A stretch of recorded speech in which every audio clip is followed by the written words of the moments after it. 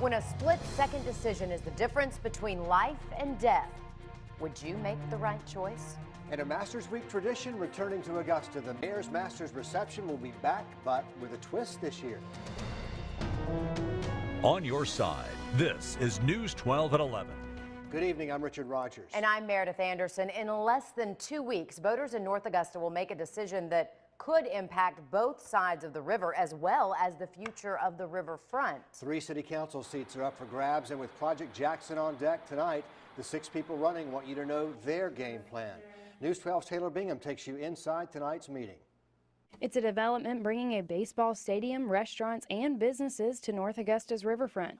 But candidates running for city council have their own questions and concerns. Kim McDowell says it has the potential to put North Augusta on the map, but at the same time, if it's done improperly, it has the potential to sink us. Can I say ditto? Carolyn Baggett feels the same way. She sees other options for growth in North Augusta, and so does candidate Bob Brooks. We have exit 1 and we have exit 5, which both are in the city limits, and these are prime locations. Ronnie DeLauder calls the project a little risky. It's a $30, $50 million gamble with the city's money. Jimmy Adams says he supported Project Jackson from day one, but financially there are always questions. The private sector needs to do some investing in this ballpark before the city puts $30 million to work down there. Cynthia Gordon has concerns about traffic, but says Project Jackson will ultimately attract people and revenue. But we do need growth in North Augusta, and we do need businesses to come here. We don't want to be a ghost town. And quality of life in North Augusta is exactly what Heather Kokenauer wants. It makes me want to stay here and not want to move to a bigger city. But some who live on the riverfront, like Fred Alardi, say they can't imagine Project Jackson being beneficial. I'm hoping that this city knows exactly what they're getting into in spending all this money. Estimated cost for the stadium, parking, and the conference center is $54 million. And North Augusta Mayor Lark Jones tells me they're using bonds to pay for the project, and eventually the development will pay for itself. He says nothing will come out of taxpayers' pockets. But nothing will happen until the South Carolina Supreme Court decides if the city can officially move forward with Project Jackson. New on News 12 at 11, just in the last couple of hours, we have confirmed the Mayor's Masters reception is coming back to Augusta this year. The event was canceled last year, but board member Vernon Puckett tells us it is back on. He says former Masters caddy Carl Jackson is the honoree. The Augusta native has caddied for more than 50 Masters tournaments, missing only one since 1961 to recover from cancer. The public reception will be at the Augusta Common Masters Monday. Here we go, headed into a weekend, and it looks like we're going to start it out with skies mostly clear early in the morning. The temperature's not as cold as they have been. At 6 a.m., it's the 39, around 40 by 7, and we're looking at lower 40s under mostly sunny skies as we head toward 8. And the winds tomorrow will be up there out of the northwest at around 6 to 12 miles per hour. So no disruptive weather getting you out the door early on in the day. But looks like some rain over the weekend. I've got the details on that coming up a little bit later on. Richard? Thank you, Shane. Also new at 11, Georgia Power says construction at Plant Vogtle is running behind by 18 months. The first of 2 nuclear reactors now scheduled to be up and running in late 2019, and the second one should follow in late 2020.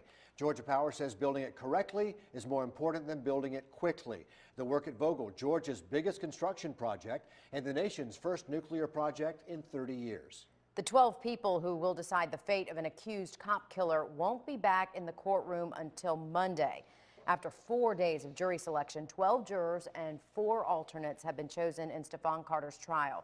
The judge told them they will be sequestered, but they can have cell phones and they can have laptops. Carter is accused of shooting and killing Aiken Public Safety Officer Scotty Richardson back in 2011 and hurting another officer. Opening arguments are Monday. We are continuing our coverage tonight on problems at the Charlie Norwood VA in Augusta. Just yesterday, Augusta VA naming Maria Andrews as its new director. One veteran battling cancer says he hopes it's a change for the better here. Robert Sheffield says he's waited more than a year for a follow-up appointment following cancer surgery.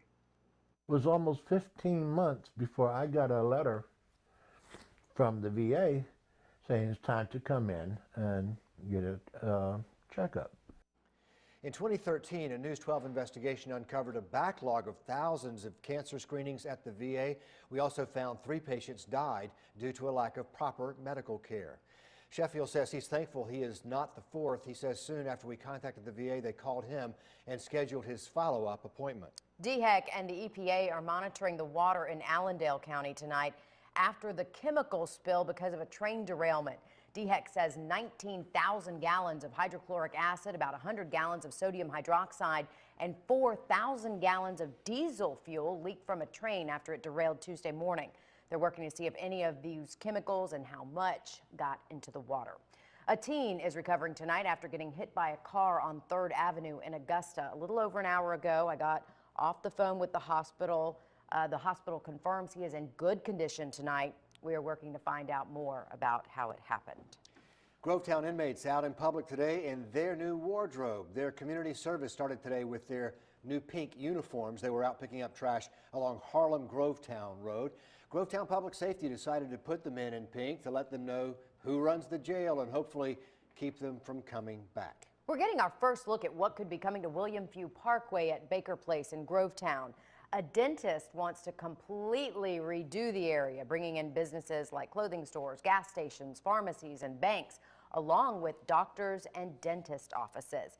He's using these buildings as design inspirations, he tells us. The project would also include, at most, 44 townhomes. Columbia County Commissioners will be voting on the plan next week. Hands up, don't shoot! It is the chant we've heard around the nation after the controversial deaths of 2 unarmed men. It's easier to say what should have been done or what you would have done when you're watching from the sidelines, but what if you're the one looking down the barrel of a gun or with your finger on the trigger with just seconds to decide whether to shoot? Tonight you can be, right alongside News 12's Christy Etheridge. And Christy, this is an eye-opening experience. Richard Meredith, it absolutely was. I learned right away in what can be a life or death moment, you can't even blink. So watch closely and tonight decide for yourself, shoot or don't shoot. Excuse me. I don't have a badge. Hey, guys, what's going on? But today I'm the officer. Everything's fine. Everything's okay? All right, hold on now, sir. I need to see your hands. Sir? Sir? I need to see your hands, sir. Everything's fine. Sir, I need you to stop. Sir, I need you to stop. You need to stop approaching me. Stop. He knows I have a gun, but he's still coming at me. Is he reaching for a gun? Is he going to shoot me? If you're me, what would you do? You have seconds to decide. Sir? Turns out he didn't have a gun. I just shot an unarmed man. That's hard to know what to do. It's really hard to know what to do. Next up, we put our Cephas Jones through the drill. Like me, he's not trained in law enforcement. You don't know whether they're armed, unarmed, you don't know anything. With the gun in the holster, it's time to go again. What's going on? What's going on back there, guys? What's going on back there?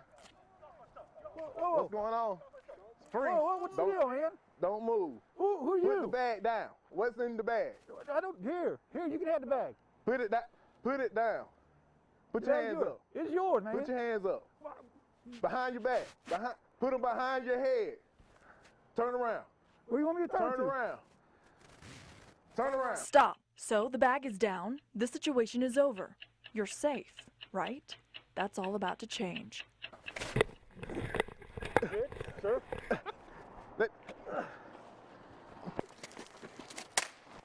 Things escalated kind of quickly. Yeah, it did. How fast did the situation change? As soon as I thought he put his hand behind his back and turned around, it was gonna be okay. But probably about 3 seconds, it changed. Sometimes it's even less, and each new call is a new unknown. Can I talk to you for a minute, sir? Yeah, sure. What's going on? What are you doing? Well, I was kind of out Stop. of here. Stop. Oh, okay. Don't well, move. I thought you said you want to talk to me. Don't move. So you don't want to talk to me? I want to talk to you. Okay. Don't move. But you asked me what I are was you doing. out here for? What are you doing? Well, I was just out here waiting for my buddy. Who's your buddy? He's the lawn care guy. His name is Jim Rogers. Stop. His story seems true. He's doing everything he's asked. But something doesn't feel right. What do you do next? Can I see some ID? Well, sure. Stop. I'll come get it. All right. Stop. Hey, you say it right here?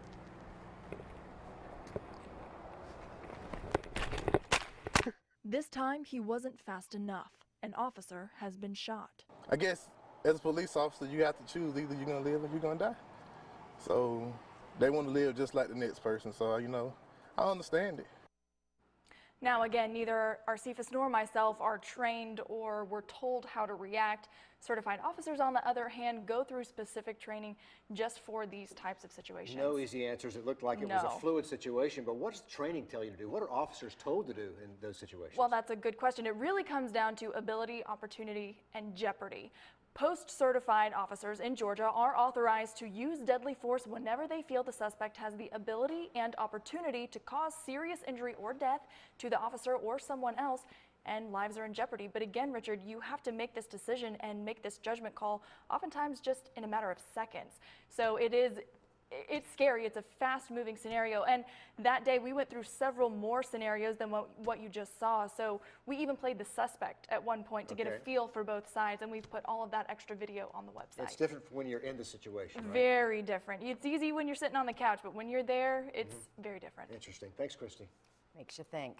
City leaders are expected to finish up with a new plumbing plan tomorrow. They say more than 3,000 properties still run on septic tanks. They want to require property owners within 200 feet of a city sewer line to tap into that line. And tomorrow, Augusta leaders are deciding if the city can cover all of those costs up front. If they can, property owners would pay them back interest-free over the next 3 years. That translates into about $14 a month. Divers were in the Savannah River today, way downstream of Augusta. It's the start of a long-lasting, interesting project. What piece of history they're working to pull out? Weather headlines. A few showers overnight, not quite as cold for us, and there's more rain ahead. It's going to be during the weekend. I'll show you coming up. Divers in the Savannah River have a long and interesting job ahead of them. The Army Corps of Engineers is starting its recovery efforts on the CSS Georgia near downtown Savannah. The Confederate warship was sunk 150 years ago to keep it from being captured by the Union Army.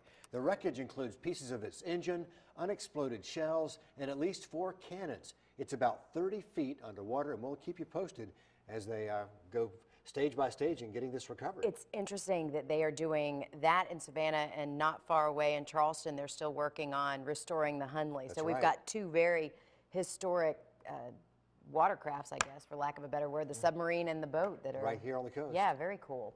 More than a dozen states dealing with a highly contagious disease, what they're doing to prevent the spread of the measles. And could marijuana plants and prescriptions be on the way to South Carolina? A look at what 2 state lawmakers are planning.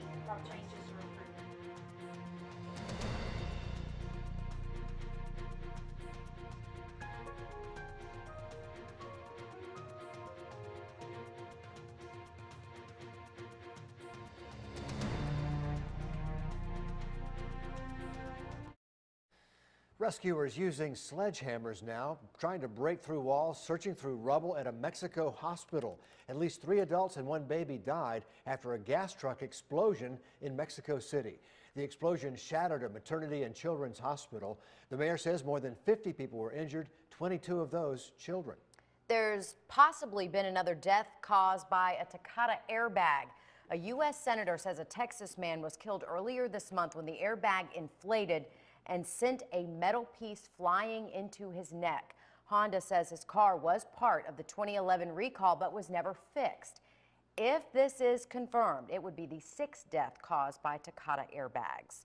A measles outbreak sparking a national debate about vaccines tonight. The highly contagious disease is now in 14 states after the outbreak connected to Disneyland. Schools in South Dakota say if a case of the measles is diagnosed at school, unvaccinated students will be asked to stay home for 21 days. In California, a doctor says he won't accept unvaccinated patients. And in Arizona, health officials are contacting 1,000 people who may have been exposed at an urgent care center there. So far, 84 people have been diagnosed with the measles. Some women on the University of Virginia's campus are not happy with a school decision telling them they have to stay away from some big frat parties this weekend.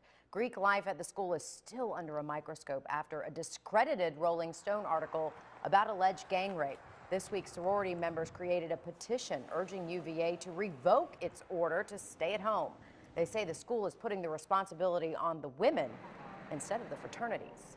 Federal authorities say 3 people were found trying to bring weapons onto flights at Atlanta's airport. The TSA says they found 2 loaded guns in carry-on bags and also found 2 inactive grenades in a 3rd passenger's checked bag. Unloaded guns can fly in checked bags, but grenades are not allowed at all.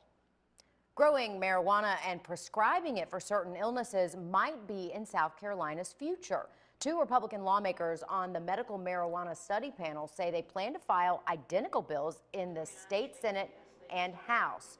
Georgia, meanwhile, is working on a medical marijuana bill, but a revised version got rid of a provision that would let marijuana be grown in the state. Sports is next, and even on an off day, the Atlanta Hawks are making news. All good news, as that with 3 players being selected to the All-Star game. Leading the way, guard Jeff Teague, as he is joined by Al Horford and Paul Millsap. The Hawks have the best record in the Eastern Conference, and they probably could have had another player or 2, the way things have gone so far anyway.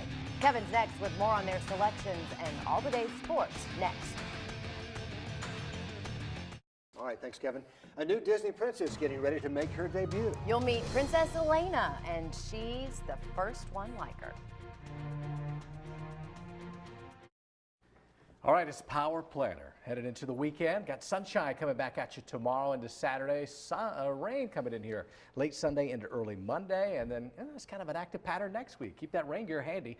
You're going to need it. And on the way out tonight, meet Princess Elena of Avalor. She is Disney's first Latina princess. Princess Elena will make her debut next year in a special episode of Sophia the First, the hit Disney Junior series. The 16-year-old will make her debut on the show and then star in her very own spinoff. And that show, she's in good company because all of the princesses have made an appearance on Sophia the First. Nice to meet the newest one. Yes. Here. That's it for News 12 at 11. Good to have you here.